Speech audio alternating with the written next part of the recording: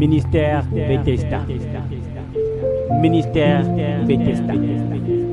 Ministère Bethesda. Bien-aimé dans le Seigneur, je me sens poussé à dire cette chose ce matin. Je crois que quelqu'un est concerné. Et peut-être que c'est moi-même. Bien-aimé dans le Seigneur, il y a un amour ou bien un zèle que un frère ou une sœur a pour le royaume de Dieu ou bien pour les affaires de Dieu.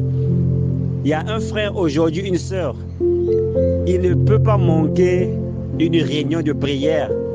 Il ne peut pas manquer un service à l'église. Et la raison pour laquelle, c'est pas parce que ce frère-là a de l'amour pour le Seigneur. C'est pas parce que ce frère-là considère les choses du royaume de Dieu. Il y a quelqu'un aujourd'hui qui fait des programmes de prière. Il est vraiment zélé pour le jeûne. Il va à la montagne. Il se prive de certains privilèges pour chercher à plaire le Seigneur.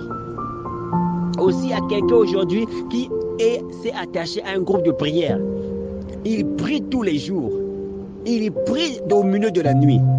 Mais lorsque nous nous rapprochons un peu plus, est-ce que ce frère-là, lorsque Dieu va répondre à sa prière, est-ce que nous aurons encore ce même zèle? On a des gens aujourd'hui qui ont un zèle pour les choses de Dieu. C'est parce que ils ont un problème. Aujourd'hui, il y a un frère qui va à l'église aujourd'hui. C'est parce que il a un problème. C'est parce que tu ne te maries pas. C'est la raison pour laquelle tu vas à l'église. C'est la raison pour laquelle tu as accepté d'être joint à un groupe WhatsApp. Tu n'arrives pas à avoir le travail. C'est la raison pour laquelle tu es devenu très proche de l'homme de Dieu. Tu ne peux pas manquer une réunion de service. C'est parce que tu as un problème de passeport. Parce que ton passeport a un problème, il ne peut pas sortir à la préfecture. Ou bien tu recherches un voyage pour l'étranger. Ou bien tu as un problème dans ton foyer. Ton mari te trompe. Tu as essayé de lui parler. Il n'arrive pas à se ressaisir, à être un bon père de famille. Tu te tournes vers la prière. Il y a aussi une sœur aujourd'hui, elle est prise parce que son foyer est dans le feu. Le mari n'est pas ce qu'il doit être, ou la femme n'est pas ce qu'elle doit être. Les enfants n'écoutent pas à la maison. C'est la raison pour laquelle ce frère-là est en train de prier. Cette sœur-là est en train de prier. Et son zèle est seulement basé sur la situation qu'il traverse actuellement. Le zèle que ce frère manifeste, le zèle que cette sœur manifeste, c'est parce que cette sœur a des problèmes. Ce zèle que ce frère manifeste, c'est parce qu'il a un problème. Il se rapproche de Dieu, c'est parce qu'il a un problème. Parce qu'il a demandé conseil aux gens. Les gens n'ont pas pu l'aider. Il a appelé un frère qui pensait peut-être l'aider. Ce frère ne l'a pas aidé. Il a appelé une soeur qui pensait l'aider. Ce frère ne l'a pas aidé. Maintenant, il se tourne vers le Seigneur. Et lorsque nous, en tant qu'enfants de Dieu, on ne sait pas ce qui se passe à l'intérieur de son corps, de son cœur. On ne sait pas quel est le véritable motif de ce zèle-là. Pourquoi cette personne a ce zèle-là, bien-aimé de le Seigneur. Mais ce matin, le Seigneur m'a poussé à parler à quelqu'un pour dire que le Seigneur n'est pas d'accord avec toi. Tu es seulement proche de lui, c'est parce que tu as ce problème-là. Si tu n'avais pas le problème-là, tu ne devais pas avoir ce zèle. Parce qu'auparavant, tu ne pouvais pas écouter les messages qui étaient postés sur YouTube. Tu ne pouvais pas écouter les messages qui étaient postés sur WhatsApp. Tu ne pouvais pas même atteindre toute une semaine aller à l'église. Tu allais à l'église lorsque tu sentais, tu avais envie d'aller à l'église. Tu allais à l'église parce que tu avais peur que ton mari va se fâcher, ou bien que ton femme va se fâcher, ou bien le frère va dire que pourquoi tu ne viens pas à l'église. Mais aujourd'hui, parce que le malheur a frappé à ta porte, parce que ton foyer est dans les problèmes, parce que ton mari a des problèmes, ta femme a des problèmes, ta maman a des problèmes, ton père a des problèmes, tes enfants ont des problèmes. Tu as un problème au travail avec ton patron, avec tes collègues, avec l'administrateur, avec le chef de la compagnie. Et tu es maintenant zélé pour les choses de Dieu. Tu es maintenant zélé pour les choses. Tu ne pouvais pas te réveiller au milieu de la nuit pour prier. Tu ne pouvais pas passer une journée sans toutefois que tu te retires pour aller dans la prière. Au travail, lorsque tu es en pause, tu te retires pour aller prier. Mais le Seigneur nous pose la question. Est-ce que après que le Seigneur ait résolu ce problème, est-ce que tu peux encore garder la même allure? Alléluia! Est-ce que tu peux encore garder le même zèle pour la prière? Le même zèle pour aller à l'église? Le même zèle pour lire ta Bible? Parce que tu es une personne qui ne touche même pas à sa Bible. Tu es une personne qui ne jeûne même pas. Mais maintenant que, alléluia, le diable est devenu l'invité d'honneur dans ta famille, je répète, maintenant que le diable est devenu l'invité d'honneur dans ta famille, dans tes affaires, dans ton foyer, dans ta carrière, tu te rebrousses vers Dieu. Tu te rapproches de Dieu. La véritable chose qui te rapproche de Dieu, ce n'est que ce problème. Mais Dieu sait, et il te dit ce matin, il a horreur de ce genre de zèle. Parce que c'est un zèle qui est basé sur un profit temporaire. Et le Seigneur te demande, est-ce que tu peux garder la même allure après que ton problème soit résolu? Est-ce que tu peux continuer à lire la Bible, la manière dont tu lis ta Bible maintenant que tu as des problèmes? Est-ce que tu peux jeûner de la même manière? Est-ce que le jeûne peut devenir pour toi, une nature, une vie, au moment après que ce problème soit résolu? Est-ce que tu peux garder la même vitesse, la même croissance, la même relation, la même marche après que ce problème soit résolu? Après que ce locataire temporaire qui est le diable, qui a visité certains départements de ta vie, est-ce que tu peux garder la même allure? Est-ce que tu peux continuer à servir Dieu de la même manière que tu le sers au moment que tu as des problèmes?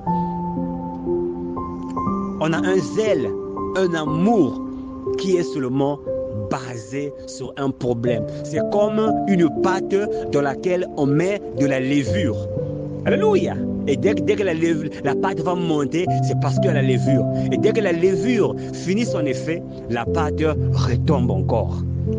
Bien-aimé le Seigneur est en train de s'adresser à quelqu'un ce matin. Ce n'est pas ce message que je voudrais déposer sur la plateforme, mais je me suis conduit à dire ces petits mots qui va pousser quelqu'un à se revoir.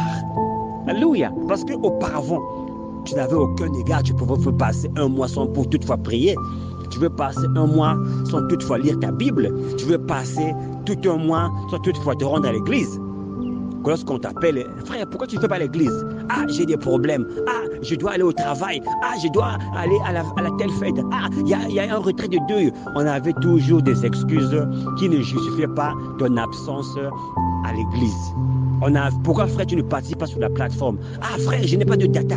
Mais aujourd'hui, que tu as des problèmes, tu as des data. Tu as les forfaits. Parce que tu recherches Dieu, c'est parce que tu as un problème. Aujourd'hui, je cherche l'ami fidèle, Jésus, parce que c'est qu'avec lui, tu auras la solution. Et on n'avait pas la même relation avec le Seigneur avant qu'il y ait ce problème-là. Et toi-même, tu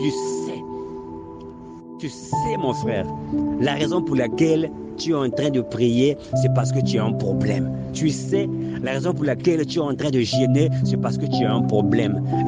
C'est pas mauvais de pouvoir faire un programme de prière parce que tu as un problème. C'est pas un péché ou bien quelque chose de mauvais de pouvoir se ranger vers Dieu lorsque on a un problème, lorsque on a une situation. La femme à la perte de sang qui avait un problème pendant 12 ans, de sang qui coulait dans son corps, elle est allée vers le Seigneur. Mais la question, ce qui intéresse le Seigneur dans nos vies, c'est que nous ne puissions pas être des gens qui vont venir utiliser Dieu. C'est comme un ami qui ne t'appelle pas. Lorsque tu vois son numéro, tu sais que ce frère-là a ce problème. Il y a des amis qui ne nous appellent jamais, même pour nous dire bonjour. Il y a des amis qui ne peuvent même t'envoyer un petit message. Ah, bonjour mon frère, comment vas-tu? Ah, pasteur, comment ça va? Il peut passer devant la maison du pasteur. Il ne peut même pas rentrer pour dire bonjour à son pasteur, pour dire bonjour à une sœur. Mais lorsqu'il a des problèmes, lorsque tu vois son numéro apparaître sur ton téléphone, tu sais qu'il a un problème. Et ce que le Seigneur est en train de rébuquer dans nos vies. Le Seigneur veut une relation permanente entre lui et ses enfants. Il ne veut pas des gens qui viennent seulement à lui, c'est parce qu'ils ont des problèmes.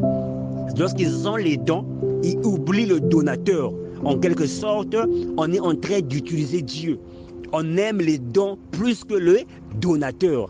On aime la création plus que le créateur. On devait avoir une relation permanente avec le Seigneur. On devait marcher avec lui tous les jours de notre vie. Ne venons pas au Seigneur, c'est parce qu'on a des problèmes, bien-aimés au Seigneur. Ce n'est pas une bonne relation. C'est comme un ami, quand je vous ai dit, qui vous appelle seulement lorsqu'il a des problèmes. Matthieu chapitre 15, au verset 8. Ce peuple m'honore seulement de bouche. Ah, Seigneur, je t'aime. Seigneur Jésus, tu es mon Dieu. Seigneur Jésus, tu es mon Seigneur. Je t'aime, Papa. Allez, lorsque le pasteur prêche avec sa bouche, on dit Amen. Ce peuple m'honore seulement avec la bouche. Mais son cœur est éloigné de moi. Lorsqu'on parle de cœur, on parle d'amour. Lorsqu'on parle de cœur, on parle d'un attachement.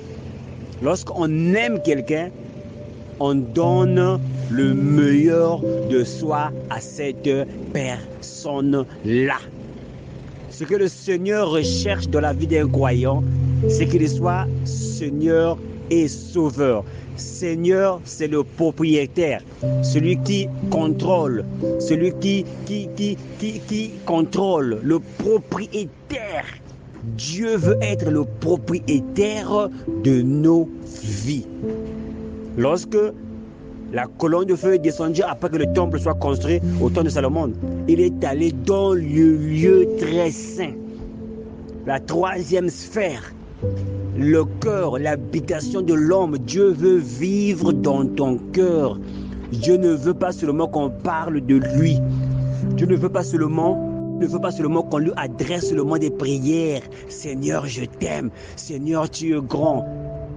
Est-ce que tu as complètement abandonné ta vie au Seigneur Jésus-Christ? Parce qu'il y a des choses qui sont encore dans ta vie et que la personne qui t'aime le Seigneur n'aime pas. Si tu aimais le Seigneur, tu devais chasser ces choses-là de ta vie. Tu devais faire sortir ces choses-là de ta vie parce qu'il veut être le seul qui doit être dans ton cœur. Le Seigneur veut qu'on lui appartienne, lui et lui seul. Les mots ne prouvent pas l'amour. On dit que les paroles n'expriment pas toujours les intentions du cœur. Je répète, les paroles qu'on prononce au sujet de quelqu'un n'expriment pas toujours l'amour ou la considération ou la valeur qu'on accorde à cette personne-là. mais ce sont les actes que tu poses à l'égard de cette personne qui prouvent ton obéissance, qui prouvent ton amour, qui prouvent ton attachement, qui prouvent ton abandon, qui prouvent ton zèle à l'égard de cette personne-là. Les mots que tu prononces pour le Seigneur et les actes que tu poses à l'égard du Seigneur sont complètement opposés. Ce matin, Dieu nous rappelle, il veut avoir la première place dans nos vies. Il veut qu'on le serve tous les jours. Il veut qu'il puisse s'asseoir dans ton cœur, le lieu où Dieu se repose. Ma maison est une maison de prière. Vous n'avez fait une caverne de voleurs. Ce matin que quelqu'un invite le Seigneur à prendre la chicotte, à prendre des cours, des fils à faire un fouet et de chasser tout ce qui n'honore pas le Seigneur dans ta vie. C'est ton obéissance qui va prouver ton amour que tu as pour le Seigneur. Ces paroles vaines que nous prononçons tous les jours à l'égard du Seigneur ne prouvent absolument rien. Aucun attachement à l'égard de Dieu. On l'honore seulement avec nos mots. On parle seulement de lui. On prie seulement à Dieu. Alléluia. On ne prouve pas l'amour par les simples mots qu'on prononce bien-aimé dans le Seigneur. On ne prouve pas son attachement par des simples mots qu'on prononce à l'égard du Seigneur. Mais le Seigneur veut avoir la prééminence dans nos vies. C'est la raison pour laquelle, lorsque tu as un problème, tu viens prier au Seigneur avec ta bouche. Tu viens le glorifier avec ta bouche.